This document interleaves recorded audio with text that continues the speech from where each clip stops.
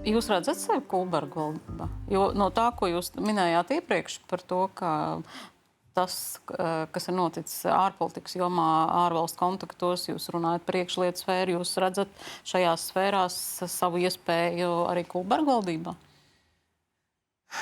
Nu, protams, ka ministra prezidentam ir liels kontaktu skaits starptautiski, kas prasa laiku kaut ko izveidot. Un viņam 5 mēnešu laikā noteikti būs grūti izveidot jaunus kontaktus. Un es to arī ļoti labi apzinos.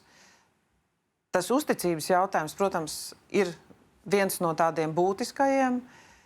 Ja viņš mani aicinātu, es noteikti to apsvērtu šādu iespēju, jo es arī saprotu, ka nav jau stāsts tikai par partijām, es to vienmēr esmu teikusi. Stāsts ir arī par to, kā mēs šajā brīdī tiešām varam drošības jomā strādāt, jo nevēlt es arī iepriekš izvirzīju kā iespējami, pieņemsim, aizsardzības ministra kandidātu Raivu Melni, kuram ir šī praktiskā pieredze Ukrainā, tikai uz šo īso laiku līdz vēlēšanām, saprotot, ka pēc vēlēšanām, protams, tad jau būtu cits kandidāts, bet tieši tā iemesla pēc, ka viņam būtu šīs praktiskās zināšanas ātri arī pārformēt daudzas lietas.